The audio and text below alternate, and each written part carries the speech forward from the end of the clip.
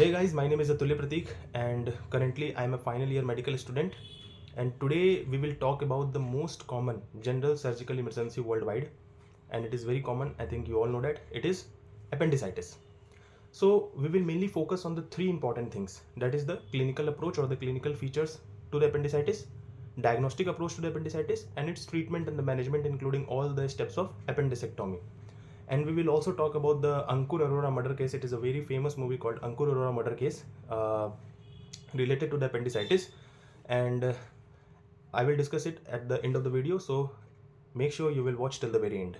Okay, so let's discuss about the appendicitis. So appendix, what is appendix? Appendix जो है वो क्या है? Appendix हम लोग के बॉडी का एक वेस्टिजियल ऑर्गन है, that is the tail of the cecum, जिसके बिना भी हम लोग आराम से फंक्शन कर सकते हैं. ठीक है, तो ये मोस्ट कॉमनली किस में देखा जाता है? तो appendix is very most common in young patient, young adult patient in their second decades, that is from 10 years to 20 years of patient में देखा जाता है. ठीक है, less than 5 year and more than 65 years of patient में अगर हो रहा है तो उसका बहुत ही पुअर प्रोग्नोसिस होता है. हम लोग इसका पूरा डिस्कस नहीं करेंगे, इसमें हम लोग तीन ही चीज़ के बारे में पढ़ेंगे, clinical approach, diagnostic approach and the treatment. ठीक है, लेकिन ये सब फीचर्स जो, ये सब पॉइंट्स जो है ये आपको आना चाहिए related to appendix. So the most common appendix is the retrocecal appendix, that is present behind the cecum at 11 o'clock position, and the least common one is the posterior, that is present behind the ileum at 1 or 2 o'clock position. Okay, the most dangerous one is the pelvic appendicitis. And why it is called most dangerous? Because of the chances of the perforation is very high in case of pelvic appendicitis. Okay, now clinical features का अगर बात करें तो patient जो है वो क्या complain मेरे पास लेकर के आएगा, मतलब क्या सिम्टम्स लेकर के आ सकता है. तो पेशेंट जो है उसको पेरी अम्बिलिकल रीजन में पेन होगा, that later on it will migrate to the right iliac fossa, तो इसको हम लोग माइग्रेटरी पेन बोलते हैं. Anorexia is the most common important features. ठीक है, vomiting is very persistent and this is only because of the pain. And constipation is very usual. Diarrhoea में occur. Patient जो है वो टेकिकार्डियक हो सकता है. पेशेंट का टेम्परेचर बड़ा रह सकता है, मतलब फीवर हो सकता है फ्रॉम 37.5 टू 38.5 डिग्री सेल्सियस, मतलब माइल्ड फीवर होता है. ठीक है, फ्लशिंग एंड फॉटर जो होता है ये लेटर केसेस में हम लोग को देखने को मिल सकता है. फॉटर का मतलब क्या होता है? Fall smelling. ठीक है, अपना फेवरेट फूड जो होगा वो नहीं खाएगा. ठीक है ना, मतलब वो उसको भूख नहीं लगेगा उतना ज़्यादा. ठीक है, तो ये सारे फीचर्स जो होगा वो लेकर के आ सकता है पेशेंट मेरे पास. तो ये सब सिम्टम्स है. साइन हम लोग क्या देखेंगे? तो साइन में हमको मैकबर्नी पॉइंट टेंडरनेस देखने को मिल सकता है. What is the McBurney point? When we draw a line from the umbilicus to the anterior superior iliac spine, then it is called the spino umbilical line. At the medial 2/3 and the lateral 1/3 junctions of the spino-umbilical line, there is a point called the McBurney point, which corresponds to the base of the appendix. Okay, तो ये जो McBurney point है यहाँ पे mainly tenderness होता है. ठीक है ना, लेटर ऑन जब हम लोग इसके कॉम्प्लिकेशन के बारे में बात करेंगे तो उसमें परफोरेशन हो जाता है. तो परफोरेशन में रिबाउंड टेंडरनेस, जिसको हम लोग ब्लमबर्ग साइन बोलते हैं, वो भी हम लोग को देखने को मिलता है. और हम लोग ये बात जानते हैं कि अपेंडिसाइटिस जो है ये प्योरली क्लिनिकली डायग्नोस किया जाता है, मतलब ये क्लिनिकल बेसिस पे ही इसका डायग्नोसिस किया जाता है. It is supplemented by the lab investigation and the radiological imaging. ठीक है, जैसे कि लैब इन्वेस्टिगेशन में हम लोग को ल्यूकोसाइटोसिस देखने को मिलेगा, न्यूट्रोफिल्स, एबनॉर्मल न्यूट्रोफिल्स का नंबर बढ़ेगा जिसको हम लोग लेफ्ट शिफ्ट बोलते हैं. ठीक है, और रेडियोलॉजिकल इमेजिंग में हम लोग अल्ट्रासाउंड करवा सकते हैं, या तो CECT ऑफ एब्डोमेन और पेल्विस जो है वो हम लोग करवा सकते हैं. ये हम लोग पढ़ेंगे डायग्नोस्टिक अप्रोच की. डायग्नोस्टिक, पहले जो पेशेंट आए मेरे पास तो पहले क्या करवाएंगे, बाद में क्या करवाएंगे, ये हम लोग डायग्नोस्टिक अप्रोच में पढ़ेंगे. तो अभी सिर्फ हम लोग क्या पढ़ रहे हैं, इसका क्लिनिकल फीचर्स के बारे में पढ़ रहे हैं. तो अपेंडिसाइटिस में ना साइन बहुत सारा मिलता है, जैसे कि Dunphy sign, Aaron sign, Tenhorn sign, Rovsing sign, obturator sign, psoas sign, Blumberg sign, बहुत सारा साइन होता है. लेकिन तीन मेन इंपॉर्टेंट साइन होता है. ठीक है, सबसे पहला जो इंपॉर्टेंट साइन है उसको हम लोग बोलते हैं ऑप्टुरेटर साइन, जिसको हम लोग कोप साइन भी बोलते हैं. ये पेल्विक अपेंडिसाइटिस के केस में मोस्ट कॉमनली देखा जाता है. इसमें पेशेंट को हम लोग क्या बोलते हैं, internal rotations of the right thigh at the hip joint. तो जब internal rotations of right joint at hip joint, internal rotation of right thigh at hip joint हम लोग करते हैं तो वहाँ पे पेशेंट को पेन होता है. तो क्यों पेन होता है? ऑप्टोरेटर इंटरनस मसल से, एंड ऑप्टोरेटर इंटरनस मसल का स्ट्रेचिंग होता है, एंड उससे कौन सा अपेंडिक्स जो होता है वो वेरी क्लोज होता है to the obturator internus. It is pelvic appendix, that is the pelvic appendicitis का वो केस हो सकता है. पेल्विक अपेंडिसाइटिस में डायरिया जो होता है वो कॉमनली देखा जाता है. ठीक है, उसमें हिमेटोरिया देखा जाता है, माइक्रोस्कोपिक हिमेटोरिया, मोर देन 3 RBC पर हाई पावर फील्ड. और इसको अगर अर्ली डायग्नोस नहीं किया जाता तो लेटर ऑन इसमें परफोरेशन का भी चांसेस हाई होता है. तो ये ऑप्टोरेटर साइन है, also known as scope sign. ठीक है, देन उसके बाद सोस साइन हम लोग को देखने को मिल सकता है. सोस साइन का मतलब क्या होता है? सोस साइन में हम लोग hyperextension at the hip joint and the flexions of the knee joint. तो मतलब हम लोग पेशेंट का जो राइट थाई है उसको हम लोग ऊपर की तरफ उठाएंगे और इधर से हम लोग क्या करेंगे, रेसिस्टेंस प्रोवाइड करेंगे कि पेशेंट को हम लोग उसका थाई को ऊपर ले जाने नहीं देंगे. तो उससे क्या होगा, उससे सोर्स मसल का स्ट्रेचिंग होगा, एंड सोर्स मसल के वेरी क्लोज कौन रहता है, रेट्रोसिकल अपेंडिक्स। तो ये रेट्रोसिकल अपेंडिसाइटिस में ज़्यादा कॉमन देखने को मिलता है। नाउ एक और साइन होता है जिसको पढ़ना जरूरी है, and it is the most common characteristic signs of the acute appendicitis, that is the Rovsing sign. Rovsing sign अलग होता है, रॉफसिंग सिंड्रोम अलग होता है, रॉफसिंग ऑपरेशन अलग होता है। रॉफसिंग साइन क्या होता है पहले बता देते हैं। जैसे कि अपेंडिक्स होगा तो अपेंडिक्स कहाँ प्रेजेंट रहता है हम लोग के राइट लोअर एब्डोमिनल क्वाड्रेंट में, जिसको राइट इलियक फोसा बोलते हैं, ठीक है ना। लेकिन जब हम लोग लेफ्ट इलियक फोसा में प्रेशर करेंगे, मतलब प्रेस करेंगे, तो कोलोन में गैस होता है, तो उसके वजह से क्या होगा, राइट इलियक फोसा में भी हम लोग को पेन होगा। लेफ्ट इलियक फोसा में प्रेशर करने की वजह से राइट इलियक फोसा में हम लोग को पेन होगा, तो इसको हम लोग रॉफसिंग साइन बोलते हैं, ठीक है। अब Rovsing syndrome and Rovsing operation जो है, it is not related to the appendicitis. For example in case of autosomal dominant polycystic kidney disorder, ठीक है, इसमें सिस्ट बन जाता है, तो सिस्ट का जो रूफ होता है ना, उसको सर्जिकली हम लोग रिमूव कर देते हैं, तो उसको डीरूफिंग बोलते हैं। तो deroofing of the cyst in autosomal dominant polycystic kidney disorder, इसको हम लोग रॉफसिंग ऑपरेशन बोलते हैं। रॉफसिंग सिंड्रोम किसको बोलते हैं, रॉफसिंग सिंड्रोम हमको हॉर्सशू किडनी में देखने को मिलता है, जिसमें हाइपर एक्सटेंशन ऑफ स्पाइन की वजह से पेन, नॉइज या वोमिटिंग हो जाए, तो इसको रॉफसिंग सिंड्रोम बोलते हैं। तो ये इन साइन के बारे में जानना बहुत ज़रूरी है। हालांकि जैसे कि मान लो कि पेन ऑन कफिंग हो रहा है, ठीक है, तो उसको हम लोग क्या बोलेंगे, डनफी साइन बोलेंगे। फिर pain on pressure in epigastric region, तो इसको क्या बोलेंगे हम लोग, एरॉन साइन बोलेंगे, ठीक है ना। Pain on gentle tractions of the right scrotum, उसको हम लोग क्या बोलेंगे, टेन हॉर्न साइन बोलेंगे। ऐसा ऐसा बहुत सारा साइन होता है। रिबाउंड टेंडरनेस को हम लोग ब्लम्बर्ग साइन बोलते हैं। तो ये सब किसके बारे में हम लोग बात करें, clinical features, all these are the clinical features, ठीक है, और the signs, symptoms and signs, ठीक है। अब हम लोग पढ़ेंगे डायग्नोस्टिक अप्रोच। वो डायग्नोस्टिक अप्रोच मतलब मेरे पास जो पेशेंट आया है अपेंडिसाइटिस का, हम लोग उसको पहले क्या कैसे डायग्नोस करेंगे। तो सबसे पहले हम लोग क्या करेंगे, हम लोग परफोरेशन के लिए चेक करेंगे, ठीक है ना। क्यों परफोरेशन के लिए चेक करेंगे वो लोग बताते हैं। तो जैसे कि there are the three main complication जो होता है ना अपेंडिसाइटिस का, वो दो ही होता है, एक परफोरेशन होता है और एक एब्सेस बन जाता है, ठीक है ना। तो परफोरेशन के केस में क्या होता है कि हम लोग को गैस जो है ना वो पेरिटोनियल कैविटी में देखने को मिलेगा, ठीक है ना। परफोरेशन का मतलब क्या हुआ, परफोरेशन क्यों होता है, मान लो कि ये अपेंडिक्स है, ठीक है ना। यहाँ पे एडल्ट के केस में फीकालिथ एंड लिम्फ नोड हाइपरप्लेशिया जो होता है वो चिल्ड्रन के केस में वहाँ पे ब्लॉक हो जाता है, जिसकी वजह से अंदर में प्रेशर बढ़ता है। अगर अंदर में प्रेशर बढ़ेगा तो इम्पेयर्ड लिम्फेटिक ड्रेनेज होगा, उसकी वजह से इम्पेयर्ड वेनस ड्रेनेज होगा, इम्पेयर्ड आर्टेरियल सप्लाई होगा। अगर आर्टेरियल सप्लाई बंद हो जाएगा तो उसकी वजह से स्कीमिया होगा, गैंग्रीन होगा, and it will lead to perforation. Perforation का मोस्ट कॉमन साइट कहाँ होता है, ये अभी रिसेंट नीट पीजी में पूछा गया था। परफोरेशन का मोस्ट कॉमन साइट अपेंडिक्स में क्या होता है, it is just distal to the obstruction at the anterior mesenteric border. It is just distal to the obstruction on the anterior mesenteric border. इसको हम लोग क्या बोलते हैं, most common site of perforation होता है। और इसके अंदर जो जितना भी पस में बैक्टीरिया रहता है, दैट इज द बैक्टेरॉइड्स, वो सब बाहर आ जाता है। अब बाहर आकर के वो पेरिटोनियल कैविटी में रहेगा, तो वहाँ पे इन्फेक्शन काउज करवाएगा, जो गैस है वो बाहर आ जाएगा, तो पेरिटोनियल कैविटी में रहेगा, तो हमको न्यूमोपेरिटोनियम देखने को मिलेगा। तो सबसे पहले डायग्नोस्टिक अप्रोच में हम लोग को परफोरेशन चेक करना है। तो उसके लिए हम लोग क्या करेंगे, एब्डोमिनल एक्सरे करवाएंगे, ठीक है। एब्डोमिनल एक्सरे में हमको न्यूमोपेरिटोनियम दिखेगा, हीमोडायनेमिकली पेशेंट अनस्टेबल रहेगा, तो हम लोग इमरजेंसी लैप्रोटोमिक अपेंडिसेक्टोमी जो होगा वो हम लोग परफॉर्म करेंगे। इमरजेंसी लैप्रोटोमी, लैप्रोटोमी मतलब ओपन प्रोसीजर, नॉट लैप्रोस्कोपी, ठीक है। लेकिन अगर हमको न्यूमोपेरिटोनियम एब्सेंट मिला, मतलब न्यूमोपेरिटोनियम नहीं दिखा, पेशेंट हीमोडायनेमिकली स्टेबल है, तो हम लोग क्या उसका डायग्नोस्टिक प्रोसीजर करेंगे, मतलब क्या हम लोग उसमें अल्ट्रासोनोग्राफी करवाएंगे कि सीईसीटी एब्डोमेन करवाएंगे, कैसे पता चलेगा। अगर कोई प्रेग्नेंट वुमेन है या चिल्ड्रन है तो most preferred investigation of choice जो होता है वो अल्ट्रासोनोग्राफी होता है, क्योंकि हम लोग को उसमें अपेंडिक्स जो होता है वो डिस्टेंडेड दिखता है, तो हम लोग अपेंडिसाइटिस जो होगा वो हम लोग डायग्नोस कर देंगे। लेकिन अगर एडल्ट का केस है जिसमें जो फीकल स्टोन, फीकालिथ की वजह से जो होता है मेनली, तो उसमें हम लोग सीईसीटी एब्डोमेन और पेल्विस करवाते हैं, क्योंकि उसमें हमको डिस्टेंडेड एब्डोमेन तो मिल जाता है, साथ में हमको पेरी फ्लूइड कलेक्शन भी वहाँ पे हम लोग को देखने को मिल सकता है, जिससे हम लोग कॉम्प्लिकेशंस को रूल आउट कर सकते हैं, ठीक है। तो यहाँ से अपेंडिसाइटिस हो गया। All these are the diagnostic approach to the appendicitis. तो ये डायग्नोस्टिक अप्रोच था कि कब हम लोग अल्ट्रासोनोग्राफी कराएंगे, कब एब्डोमिनल एक्सरे करवाएंगे, कब हम लोग सीईसीटी एब्डोमेन करवाएंगे, ठीक है। देन उसके बाद इसका आता है ट्रीटमेंट। अब इसको हम लोग ट्रीट कैसे करेंगे, तो एक कॉमन प्रोसीजर सबको नाम है, अपेंडिक्स को हटा देते हैं, तो उस प्रोसीजर को क्या बोलते हैं, अपेंडिसेक्टोमी बोलते हैं। लेकिन हम लोग बोलते हैं कि अब दो तरह का अपेंडिसाइटिस हो सकता है, एक कॉम्प्लिकेटेड हो सकता है, एक अनकॉम्प्लिकेटेड हो सकता है। अगर अनकॉम्प्लिकेटेड है इसका मतलब उसमें कोई परफोरेशन नहीं है, कोई एब्सिस नहीं है, तो हम लोग क्या करेंगे उसमें, तो परफोरेशन एब्सिस नहीं है तो हम लोग उसको एंटीबायोटिक्स देंगे, मतलब उसका प्री ऑपरेटिव ट्रीटमेंट हम लोग उसको करेंगे, कंजर्वेटिव मैनेजमेंट उसका करेंगे। देन उसके बाद हम लोग उसका लैप्रोस्कोपिक कॉलिसिस्टेक्टोमी जो होगा वो परफॉर्म करेंगे।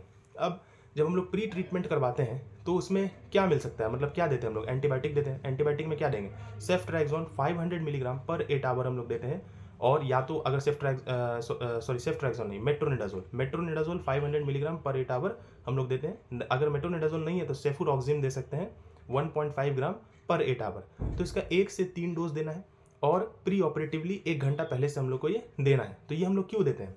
ये हम लोग देते हैं कि वुंड इन्फेक्शन का चांसेस जो है वो कम हो जाए, because the most common complication after the surgery, most common early complication after the surgery is the surgical site infection of the wound. And late complication में क्या आता है? एडेसिव इंटेस्टाइनल ऑब्स्ट्रक्शन आता है, ठीक है ना। तो मान लो कि अगर वुंड का इन्फेक्शन हो गया, ठीक से हम लोग सूचरिंग नहीं कर पाए, तो इसकी वजह से इंसिजनल हर्निया होने का चांसेस रहता है, ठीक है ना। तो इसी कारण की वजह से हम लोग उसका एंटीबायोटिक उसमें देते हैं, that is the metronidazole and the cefuroxime.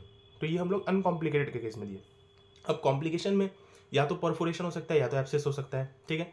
तो अगर परफोरेशन हो गया तो हम लोग क्या करेंगे? परफोरेशन के केस में हम लोग उसका ओपन मतलब लेप्रोटॉमिक अपेंडिसेक्टोमी करेंगे विथ एंटीबायोटिक्स और द मैनेजमेंट। मतलब हम लोग उसको पहले प्री ऑपरेटिव मैनेजमेंट करेंगे, देन उसके बाद हम लोग उसका इमरजेंसी अपेंडिसेक्टोमी जो होगा वो हम लोग परफॉर्म करेंगे, that is the elective appendicectomy, ठीक है ना। इमरजेंसी नहीं, इलेक्टिव अपेंडिसेक्टोमी परफॉर्म करेंगे। अगर मान लो उसको एब्सिस है, तो एब्सिस के केस में हम लोग को 2 फेज में ट्रीटमेंट करना होता है। पहला फेज में जितना भी तुम्हारा परक्यूटेनियस यूएसजी और द सीटी गाइडेड ड्रेनेज हम लोग करते हैं, एंटीबायोटिक्स लाइक मेट्रोनिडाजोल एंड सेफुरॉक्सिन देते हैं, एंड तब हम लोग इंटरवल अपेंडिसेक्टोमी जो होगा वो करेंगे।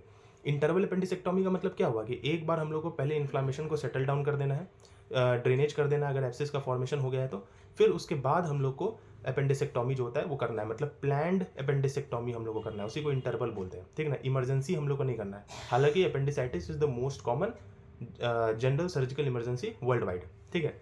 तो ये हम लोग यहाँ पे प्रोसीजर करते हैं, ठीक है। अब एक बात बताओ कि जो अपेंडिसाइटिस है ना, इसका बहुत सारा डिफरेंशियल डायग्नोसिस भी होता है, बहुत सारे डिफरेंशियल डायग्नोसिस, जैसे कि एक्टोपिक प्रेगनेंसी की वजह से हो सकता है तो प्रेगनेंसी टेस्ट करवा लेंगे, ठीक है ना। यूटीआई की वजह से भी हो सकता है, राइट लोअर क्वाड्रेंट में पेन, तो उसकी वजह से हम लोग यूरिन एनालिसिस टेस्ट करवाएंगे, ठीक है ना। बहुत सारा कारण हो सकता है, जैसे डिस्नूरिया की वजह से, क्रॉन्स डिजीज की वजह से, मेकल्स डायबिटिकुलम की वजह से, ठीक है ना। मान लो कि अगर फूड पॉइजनिंग हो गया तो उसके वजह से भी हो सकता है, सिस्टाइटिस, कॉलिसिस्टाइटिस, सैल्पेंजाइटिस, इन सभी चीज़ों की वजह से हो सकता है। But always look for the मेकल्स। मेकल्स को हम लोग कैसे हम लोग देखते हैं? तो मेकल्स is always 2 feet away from the small bowel, ठीक है ना। अगर मेकल्स डायबिटिकुलम तुमको मिला तो फर्स्ट ट्रीट मेकल्स डायबिटिकुलम, और in the case of female first treat ovarian torsion, then proceed for the appendicectomy, because all these cases will lead to the appendicitis and then we will need to perform appendicectomy again, ठीक है ना। तो ये सब चीज़ को पहले check कर लेना है, फिर उसके बाद अपेंडिसेक्टोमी हम लोग को परफॉर्म करना है, ठीक है। तो what are the steps including the appendicectomy, ठीक है ना। तो ये एक डिटेल्ड प्रोसीजर होता है, इसको हम तुमको बहुत ही सिंपल लैंग्वेज में समझा देते हैं, ठीक है। जैसे कि हम लोग एक लाइन ड्रॉ करते हैं, that is from umbilicus to the anterior superior iliac spine, ठीक है ना। तो उसको हम लोग क्या बोलते हैं? Peri spino umbilical line, and it's medial 2/3 and the lateral 1/3 position को हम लोग मैकबर्नी पॉइंट बोलते हैं। उस मैकबर्नी पॉइंट के परपेंडिकुलरली हम लोग एक इंसिजन मारेंगे, ठीक है, जिसको हम लोग मैक आर्थर इंसिजन बोलते हैं या तो ग्रिड आयरन इंसिजन बोलते हैं। It is the most common incision, ठीक है। बहुत कोई इसको मैकबर्नी इंसिजन बोलता है, it is not McBurney incision, it is a McArthur incision passing through the McBurney point, ठीक है। तो उसको हम लोग मैक आर्थर इंसिजन बोलते हैं, ठीक है। हालांकि और भी बहुत सारा इंसिजन होता है, जैसे कि कॉस्मेटिकली बेटर इंसिजन जो है वो लैंज इंसिजन है, जिसको हम लोग मॉडिफाइड मैकबर्नी इंसिजन या तो लैंगर्स लाइन इंसिजन भी बोल सकते हैं, ठीक है। और ये लैंज इंसिजन हम लोग कैसे बनाते हैं? डायरेक्ट हाइपोथेटिकल लाइन हम लोग बनाएंगे from the mid point of the clavicle to the mid point of the inguinal ligament, and just below the umbilicus 2 centimetre below the umbilicus हम लोग एक इंसिजन मारेंगे अलोंग द स्किन क्रेज एक incision मारेंगे, जो कि कॉस्मेटिकली तुम्हारा क्या होगा, ज़्यादा अच्छा होगा, ठीक है। तो और एक होता है Rocky Davis incision. Rocky Davis incision जो होता है वो हॉरिजॉन्टली पास करता है, ट्रांसवर्सली पास करता है तुम्हारा through McBurney point, and it's medial extension is called the Fowler Weir extension, and its lateral extension is called Rutherford Morrison extension, ठीक है ना। तो हम लोग मैकार्थर इंसिजन के बारे में बात करेंगे कि हम लोग एक लाइन परपेंडिकुलरली एक इंसिजन मारेंगे थ्रू द मैकबर्नी पॉइंट, जिसको हम लोग मैकार्थर इंसिजन बोलते हैं, ठीक है। अब इंसिजन मारने के बाद अंदर में हमको क्या दिखेगा? स्किन दिखेगा, सुपरफिशियल फेशिया दिखेगा, जिसको स्कार्पर फेशिया हम लोग बोलते हैं। तो उसको भी हम लोग क्या करेंगे? कट करेंगे। देन उसके बाद हमको एक्सटर्नल ऑब्लिक मसल दिखेगा। देखो हम तुमको समझाते हैं, जैसे कि हम इंसिजन मारे, ऐसे इंसिजन मारे, ठीक है, ये इंसिजन मारे अलोंग द इंसिजन लाइन ही तुम्हारा एक्सटर्नल ऑब्लिक मसल्स पाया जाता है। मतलब अगर हम इंसिजन ऐसे मारे हैं तो एक्सटर्नल ऑब्लिक मसल्स ऐसे पाया जाएगा, ठीक है, ऐसे। तो along the incision line external oblique muscles पाया जाएगा। तो अगर हम इंसिजन ऐसे मारे हैं तो एक्सटर्नल ऑब्लिक मसल्स पे भी हमको इंसिजन मारना पड़ेगा, उसको कट करना पड़ेगा, क्योंकि उसका भी direction same to the incision है, ठीक है। जस्ट एक्सटर्नल ऑब्लिक मसल्स को कट किए, उसके बाद क्या आएगा? Internal oblique muscle. लेकिन इंटरनल ऑब्लिक मसल्स का जो डायरेक्शन है, जो उसका रहता है इंटरनल ऑब्लिक मसल, वो कैसे रहता है? It is perpendicular to the incision line, ठीक है। तो उसको काटने का हम लोग को जरूरत नहीं है, उसको स्प्लिट कर देते हैं, ठीक है ना, मतलब उसको बस हटा देते हैं। तो एक्सटर्नल ऑब्लिक मसल्स को काटे, लेकिन इंटरनल ऑब्लिक मसल्स को बस स्प्लिट कर देंगे। इसीलिए इस इंसिजन को हम लोग मसल स्प्लिटिंग इंसिजन का नाम भी जान देते हैं, ठीक है ना। हम लोग क्या किए, इंटरनल ऑब्लिक मसल को स्प्लिट कर दिया, ठीक है। और उसके बाद ट्रांसवर्स एब्डोमिनिस मसल जो है उसको भी हम लोग स्प्लिट कर देंगे, ठीक है। उसके बाद हमको क्या मिलेगा, उसके बाद हमको पेरिटोनियम मिलेगा, और पेरिटोनियम को कट करेंगे and parietal and visceral peritoneum के बीच में हम लोग को क्या मिलता है, जैसे पेराइटल पेरिटोनियम एब्डोमेन को लाइन करता है, विसरल पेरिटोनियम इंटरनल ऑर्गन्स को लाइन करता है। तो हम लोग पेरिटोनियम को कट करके अब हम लोग अपेंडिक्स को ढूंढेंगे। लेकिन एक बात याद रखना कि जब हम लोग इंटरनल ऑब्लिक मसल और ट्रांसवर्स एब्डोमिनिस को स्प्लिट कर रहे थे तो वहाँ पे एक नर्व हम लोग को मिलेगा जिसको हम लोग बोलते हैं ilioinguinal nerve. Ilioinguinal nerve जो होता है ये मतलब सप्लाई करता है to the transverse abdominis muscle, लेकिन साथ में और भी बहुत सारा नर्व उसको सप्लाई करता है, जैसे इलियो हाइपोगैस्ट्रिक नर्व हो गया, सबक्यूटेनियस नर्व हो गया, ठीक है ना, ये सब नर्व भी उसको सप्लाई करता है। तो हम लोग इलियो इंग्वाइनल नर्व को ना डिवाइड कर देते हैं, क्योंकि बाद में मान लो सूचर मारेंगे, इंट्रैपमेंट हो जाएगा, जिसकी वजह से पोस्ट ऑपरेटिव न्यूरेल्जिया का केस हो सकता है। न्यूरेल्जिया का मतलब नर्व रिलेटेड पेन जो होता है उसको न्यूरेल्जिया बोलते हैं। तो पोस्ट ऑपरेटिव न्यूरेल्जिया का हो सकता है, जिसकी वजह से हम लोग क्या करते हैं, उसको सेपरेट कर देते हैं, डिवाइड कर देते हैं, ठीक है ना। लेकिन बहुत सारा केस में, जैसे कि हम लोग जब कॉलेज में ही बताया गया था कि जब हम लोग हिस्ट्री लेते थे कॉलिसिस्टाइटिस पेशेंट का, गॉल ब्लैडर स्टोन का हम लोग जब लेते थे, तो उसमें प्रीवियस सर्जरी में पूछा जाता था कि सॉरी गॉल ब्लैडर स्टोन का हिस्ट्री में नहीं, हर्निया का हिस्ट्री में, ठीक है ना। तो प्रीवियस सर्जरी में पूछा जाता था कि अपेंडिसेक्टोमी का सर्जरी तो नहीं है, तो अपेंडिसेक्टोमी वहाँ पे डेफिनेशन ऐसा दिया गया कि इलियो इंग्वाइनल नर्व जो है उसको काट दिए, जिसकी वजह से ट्रांसवर्स एब्डोमिनिस मसल वीक हो गया, and weakness of abdominal wall की वजह से बाद में जाकर के हर्निया का केस हो सकता है। लेकिन ये रीजन है ही नहीं, ट्रांसवर्स एब्डोमिनिस वॉल का वीकनेस नहीं होता, बिकॉज उसको सिर्फ इलियो इंग्वाइनल नर्व सप्लाई नहीं करता, उसको और भी बहुत सारे नर्व सप्लाई करते हैं, ठीक है ना। जैसे कि मान लो कि गॉल ब्लैडर था, तो उसमें हम लोग जैसे ट्रंकल वेगोटॉमी करते हैं। ट्रंकल वेगोटॉमी क्यों करते हैं, स्टोमक में एसिड का सिक्रीशन कम हो जाए, ठीक है ना। तो हम लोग trunk of the vagus nerve को काट देते हैं, तो उसकी वजह से बाइल स्टेसिस हो जाता था। Why, because it is the only parasympathetic stimulation to the gallbladder, ठीक है ना। तो उसके वजह से क्या होता था, गॉल ब्लैडर कॉन्ट्रैक्ट ही नहीं कर पाता था, तो अंदर का बाइल निकलेगा ही नहीं, अकेला कॉलिसिस्टोकाइनिन तो उसको कॉन्ट्रैक्ट करवा नहीं देगा, तो इस कारण की वजह से बाइल स्टेसिस हो जाता था, वहाँ पे कोलेस्ट्रॉल स्टोन बन जाता था, ठीक है ना, because it is the only supply. लेकिन यहाँ पे ओनली सप्लाई है नहीं, ठीक है। तो हम लोग क्या किए, पहले कट मारे, फिर उसके बाद कहाँ गए, स्किन और फेशिया को हम लोग कट किए, फिर एक्सटर्नल ऑब्लिक मसल्स को कट किए, फिर इंटरनल ऑब्लिक मसल्स को स्प्लिट किए, ट्रांसवर्स एब्डोमिनिस को स्प्लिट किए, फिर पेरिटोनियम को कट मार के हम लोग सीकम को ढूंढेंगे अब, ठीक है ना। अपेंडिक्स को नहीं ढूंढेंगे, सीकम को ढूंढेंगे, ठीक है ना। तो सीकम को कैसे ढूंढेंगे, टीनिया कोलाई जो होता है ना, it comes together to form the base of the appendix. तो हम लोग को टीनिया कोलाई दिख जाएगा, उससे हम लोग को बेस ऑफ अपेंडिक्स पता कर लेंगे। अब बेस ऑफ अपेंडिक्स का हम लोग क्या करेंगे, deliver the appendix. Deliver the appendix का मतलब क्या होता है कि अपेंडिक्स को वुंड के बाहर जो है हम लोग बाहर निकालेंगे। अपेंडिक्स को वुंड के बाहर हम लोग निकालेंगे, तो अपेंडिक्स को होल्ड हम लोग किससे करते हैं, बैबकॉक फोर्सेप होता है, उस बैबकॉक फोर्सेप की वजह से हम लोग अपेंडिक्स को क्या करते हैं, होल्ड करते हैं, और हीमोस्टैट की मदद से उसके बेस को हम लोग क्रश कर देते हैं, और क्रश करके लाइगेट करके वापस से हम लोग उसको अंदर घुसा देते हैं, ठीक है ना। तो जहाँ से हम लोग क्रश करेंगे ना, वहाँ पे हम लोग स्टंप छोड़ सकते हैं। तो ये जो स्टंप है ये लेस देन 4 mm तक का होना चाहिए, not more than 4 mm, less than 4 mm, क्योंकि अगर मोर देन 4 mm होगा तो बाद में जाकर पेशेंट को स्टंप अपेंडिसाइटिस हो सकता है, ठीक है ना, तो वो फिर तुमको शू कर देगा। तो इसलिए 4 mm से कम होना चाहिए, ठीक है ना। तो स्टंप हम लोग उसमें छोड़ सकते हैं, ठीक है। तो ये छोड़ने के बाद तो ये ऑपरेशन कंप्लीट हो गया। उसके बाद हम लोग उसको वॉश करेंगे, उसको सुचर करेंगे और अंदर घुसा देंगे, ठीक है ना। अब ये ऑपरेशन बहुत ही सिंपल होता है, कोई भी नॉर्मल जनरल सर्जन कर सकता है। लेप्रोस्कोपिकली परफॉर्म करने के लिए कोई सीरियस सर्जन जो है उसका यहाँ पे चाहिए, ठीक है।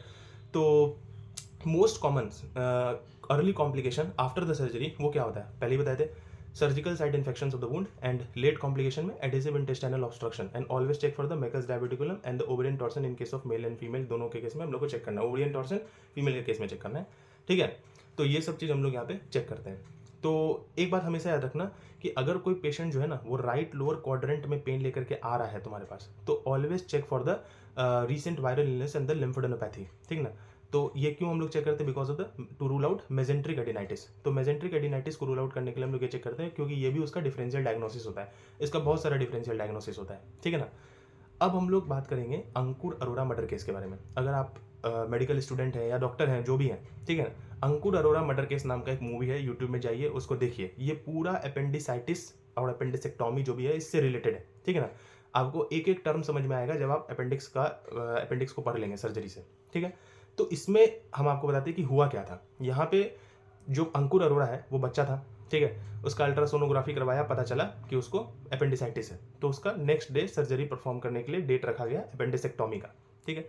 तो उसमें दिखाया गया है कि बिफोर सर्जरी उसको कुछ खाने के लिए नहीं देना चाहिए था, लेकिन वो चुपके से बिस्किट खा लेता है, ठीक है, जिसके वजह से, और ये डॉक्टर को पता नहीं चलता, तो डॉक्टर को पता नहीं चलता, तो डॉक्टर को पता नहीं था कि उसका स्टोमक को हमको खाली करना पड़ेगा, गैवेज करना पड़ेगा with the help of the Ryle's tube, ठीक है ना। तो वो उसी में ऑपरेशन कर देता है, फिर उसके बाद उसका एस्पिरेशन हो जाता है, जिसकी वजह से तुम्हारा उसका डेथ हो जाता है, कोमा में चले जाता है, फिर डेथ हो जाता है। लेकिन हुआ क्या ये समझो।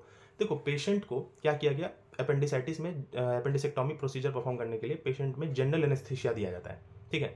जनरल एनेस्थीसिया अगर पेशेंट को दिया जाएगा ना, तो उससे होगा क्या कि तुम्हारा गैग रिफ्लेक्स जो है वो लॉस्ट हो जाएगा, तुम्हारा कफ रिफ्लेक्स जो है वो लॉस्ट हो जाएगा, और तुम्हारा ईसोफेगस और स्टोमक जो हम लोग इंटर करते हैं वहाँ पे एक स्पिंक्टर रहता है, लोअर ईसोफेजियल स्पिंक्टर, सबको जानता है। लोअर ईसोफेजियल स्पिंक्टर रिलैक्स हो जाएगा, कंप्लीटली रिलैक्स हो जाएगा। तो अगर पेट में कुछ भी होगा ना, तो वो रिगर्गिटेट करके बाहर आ जाएगा, एस्पिरेट कर जाएगा, ठीक है। तो क्योंकि लोअर ईसोफेजियल स्पिंक्टर रिलैक्स है पूरा, इसीलिए स्टोमक को क्या होना चाहिए, खाली होना चाहिए, ठीक है ना। तो मान लो कि उसने कुछ खा लिया, अंकुर अरोड़ा ने बिस्किट खा लिया था, 4-5 बिस्किट खा लिया, ठीक है। अब बिस्किट खा लिया तो उसके वजह से क्या हुआ कि वो रिगर्गिटेट कर गया, राइस ट्यूब का उसने यूज नहीं किया, तो रिगर्गिटेट करके कहाँ गया, फेरिंग्स में गया, फेरिंग्स से ट्रैकिया में गया, ट्रैकिया से लंग्स में चला गया। अब बताओ एसिड गैस्ट्रिक जूस तुम्हारे लंग्स में जा रहा है, तो इसकी वजह से क्या होगा, इसकी वजह से बहुत सारी चीज़ होगा, जैसे सीवियर लंग इंजरी हो सकता है, पोस्ट ऑपरेटिव एटेलेक्टेसिस हो सकता है, हाइपोक्सिया हो सकता है, हाइपोक्सिया की वजह से पेशेंट कोमा में चले जाएगा, ब्रोंकोस्पैज्म हो सकता है, पल्मोनरी एडीमा हो सकता है। तो ये सारे प्रोसीजर, ये सारा जो सिंड्रोम है, सिम्टम है, इन सभी को मिला के मतलब ये सारा जो एक्ट हुआ ना, इसको हम लोग मेंडलसन सिंड्रोम बोलते हैं। क्या बोलते हैं हम लोग इसको, मेंडलसन सिंड्रोम। इसकी वजह से केमिकल न्यूमोनाइटिस हो जाता है पेशेंट को। तो करना क्या था, राइल्स ट्यूब का यूज़ करके उसके स्टोमक के कंटेंट को बाहर निकाल देना था। अब ये सारा मेंडलसन सिंड्रोम की वजह से, केमिकल न्यूमोनाइटिस की वजह से पेशेंट का डेथ जो है वो with in minutes two hours में हो जाता है, ठीक है ना। यही बात नर्स जो है वो डॉक्टर को बताई थी, लेकिन डॉक्टर भूल गया, तो वो राइल्स ट्यूब का इस्तेमाल करना भूल गया था, ठीक है। जिस कारण की वजह से वो एस्पिरेट कर दिया। अब एस्पिरेट करने की वजह से वो जो कोमा में चला गया, और कोमा के बाद उसका डेथ हो गया, ठीक है। यही था तुम्हारा सिंपल अंकुर अरोड़ा मर्डर केस। अच्छा, ये कॉमन एक क्वेश्चन होना चाहिए कि अपेंडिसाइटिस के केस में ये ज़्यादा कॉमन क्यों होता है। तो खुद देखो, ये अपेंडिसाइटिस के केस में क्यों नहीं होगा कॉमन, क्योंकि इसमें पेन होता है। अब पेन की वजह से परसिस्टेंट वोमिटिंग होता है, मतलब वोमिटिंग का चांसेस तुम्हारा बहुत ज़्यादा होगा, ठीक है। इसमें इलियस होता है। इलियस का मतलब क्या होता है कि जो इंटेस्टाइनल पेरिस्टाल्सिस मूवमेंट है ये तुम्हारा लॉस्ट हो जाता है, मतलब टेम्परेरी ये खत्म हो जाता है इंटेस्टाइनल पेरिस्टाल्सिस मूवमेंट, जिसकी वजह से डिलेड गैस्ट्रिक इम्पिटिंग हो जाता है। तो फिर इसके केस में भी हमको देखने को मिलेगा, ठीक है। और अपेंडिसाइटिस पहले ही बताए थे, it is the most common general surgical emergency world wide. तो इसमें इमरजेंसी केस बहुत होता है, मतलब हम लोग को इन्फेक्शन हो गया है, परफोरेशन हो गया है, तो इसमें हम लोग को इमरजेंसी लैप्रोटोमिक अपेंडिसेक्टोमी जो होगा वो परफॉर्म करना पड़ेगा। तो इमरजेंसी केस में हो सकता है कि ये सब चीज़ का हम लोग ध्यान नहीं दे, लेकिन दिया जाता है वैसे तो ध्यान, ठीक है ना। इसलिए अब इसका चांसेस, मतलब जो कॉम्प्लिकेशन है इसका चांसेस कम होते जा रहा है। तो ये था तुम्हारा अंकुर अरोड़ा मर्डर केस, ठीक है। तो अपेंडिसाइटिस के बारे में अब कुछ कुछ टर्म होता है, जैसे कि अपेंडिकुलर लंप होता है, अपेंडिक्स मास क्या होता है, अपेंडिकुलर लंप को ही हम लोग अपेंडिक्स मास बोलते हैं, ठीक है। अगर अपेंडिक्स में कैंसर हो जाएगा तो क्या होगा, ये सब का भी ट्रीटमेंट होता है। देखो एक सिंपल सी बात बता देते हैं कि अपेंडिक्स कैंसर जो होता है ना, कार्सिनोमा, इसमें मोस्ट कॉमन कैंसर कौन होता है, most common cancer carcinoid tumour होता है। इसका most common location tip of the appendix में रहता है। It is not associated with the metastasis, it is not associated with the carcinoid syndrome, it is very common and बहुत ही अच्छा good prognosis होता है इसका, ठीक है ना। कार्सिनोइड सिंड्रोम, अब ये क्या होता है ये मत पूछना, सबको पता है। कार्सिनोइड सिंड्रोम का मतलब कि जो हार्मोन्स रिलीज होता है by the neuroendocrine tumour, mainly serotonin, जिसकी वजह से ग्रुप ऑफ सिम्टम्स हम लोग को देखने को मिलता है, जैसे कि फ्लसिंग होगा, ठीक है ना, गैस्ट्रोएंटेराइटिस होगा, ये सब तुमको देखने को मिलेगा, उसी को कार्सिनोइड सिंड्रोम बोलते हैं। तो अगर 24 आवर यूरिन टेस्ट कराएंगे तो उसमें 5HIAA जो है वो हम लोग को देखने को मिलेगा, 5 हाइड्रोक्सी आइडिलो एसिटिक एसिड जो होगा वो देखने को मिलेगा 24 आवर यूरिन टेस्ट में। तो वो कार्सिनोइड सिंड्रोम में देखने को मिलता है, but it is not associated with the carcinoid syndrome. अब देखो इसमें प्रोसीजर क्या करते हैं, अगर साइज जो है वो 1 से 2 सेंटीमीटर तक के बीच में है तो हम लोग यूजुअली अपेंडिसेक्टोमी कर देते हैं। लेकिन अगर साइज मान लो 2 सेंटीमीटर से ज़्यादा है ट्यूमर का, ठीक है ना, तो इसके केस में हम लोग राइट हेमिकोलेक्टोमी करते हैं। हेमिकोलेक्टोमी का मतलब होता है कि 1/2 ऑफ द कोलोन को रिमूव कर दो, ठीक है ना। अब राइट हेमिकोलेक्टोमी है मतलब कि राइट को रिमूव करो, ठीक है ना। तो इसका 3 इंपॉर्टेंट इंडिकेशन होता है। सबसे पहला बेस ऑफ अपेंडिक्स का इन्वॉल्वमेंट हो रहा है, मीजो अपेंडिक्स का तुम्हारा इन्वॉल्वमेंट हो रहा है, ठीक है ना। और तीसरा बेस ऑफ द अपेंडिक्स का इन्वॉल्वमेंट हो रहा है, मीजो अपेंडिक्स का एंड लिम्फ नोड्स का इन्वॉल्वमेंट हो रहा है, ठीक है। देखो अपेंडिसेक्टोमी का जब हम स्टेप बता रहे थे ना, उस स्टेप में गलती की हम, उसमें हम तुमको ये नहीं बताया कि जब अपेंडिक्स को बाहर निकालेंगे ना तो उसमें एक व्हाइट कलर का पैचेस हमको अपेंडिक्स में देखने को मिलेगा, उसको हम लोग मीजो अपेंडिक्स बोलते हैं। And we all know that appendix is supplied by the which artery is supplied by which artery, appendix is supplied by appendicular artery which is the branch of the ileocholic artery and ileocholic artery is the branch of the superior mesenteric artery. अब appendicular artery appendix को supply करता है through meso appendix, तो meso appendix में जो artery है उसको डीवैस्कुलराइज करना पड़ेगा। डीवैस्कुलराइजेशन की वजह से उसमें ब्लड सप्लाई नहीं होगा, जिसकी वजह से ब्लीडिंग नहीं होगा, कॉम्प्लिकेशन नहीं आएगा कोई फर्दर। तो ये हम लोग उस स्टेप में ऐड करेंगे कि जब हम लोग उसको डिलीवर किए ना, अपेंडिक्स को deliver out of the wound, तब वहाँ पे हम लोग डीवैस्कुलराइजेशन करेंगे। बस ये स्टेप उसमें ऐड कर देना अपेंडिसेक्टोमी प्रोसीजर में। सॉरी हम भूल गए इसको बोलना, अभी याद आया। ठीक है, तो हम लोग राइट हेमिकोलेक्टोमी जो होगा वो 3 इंडिकेशन में करेंगे। बेस ऑफ द अपेंडिक्स का इन्वॉल्वमेंट होना चाहिए, दूसरा किसका इन्वॉल्वमेंट होना चाहिए, लिम्फ नोड्स का इन्वॉल्वमेंट होना चाहिए, एंड मीजो अपेंडिक्स का इन्वॉल्वमेंट होना चाहिए। ठीक है, नाउ एपेंडिकुलर लंप हम लोग किसको बोलते हैं? मान लो कि एक ओमेंटम है जो कि कवर कर लिया अपेंडिक्स को, सीकम को, टर्मिनल इलियम को, उसी को हम लोग एपेंडिकुलर लंप या तो मास बोल सकते हैं। एंड इसमें कभी भी हम लोग इमीडिएट अपेंडिसेक्टोमी नहीं करेंगे, क्योंकि इसमें चांसेस ऑफ फिस्टुला फॉर्मेशन जो होता है वो बहुत ज़्यादा होता है। ठीक है, तो इसमें हम लोग इंटरवल अपेंडिसेक्टोमी जो होता है वो हम लोग यहाँ पे परफॉर्म कर सकते हैं। तो ये तुम्हारा एपेंडिकुलर लंप था। तो अपेंडिसाइटिस में हम लोग सारे क्लिनिकल फीचर्स के बारे में पढ़ लिए, डायग्नोस्टिक अप्रोच हो गया, ट्रीटमेंट मैनेजमेंट हो गया। अंकुर अरोरा मर्डर केस मूवी जा करके देखिए, यूट्यूब में फ्रीली अवेलेबल है। ठीक है ना, बहुत अच्छा मूवी है। एक डॉक्टर है तो उसको तो देखना ही चाहिए। ठीक है ना, कि छोटे से छोटे काम में भी कैसे गड़बड़ हो जाता है और पेशेंट अपना ज़िंदगी को खो देता है। ठीक है, तो ये आपको देखना चाहिए। ठीक है, हो सकता है कि नेक्स्ट वीडियो में CNS एग्जामिनेशन पे बात करें, तो वो तो कुछ ज़्यादा ही लंबा वीडियो होगा, 1 से 1.5 घंटा का वीडियो होगा। ठीक है ना, लाइक शेयर सब्सक्राइब।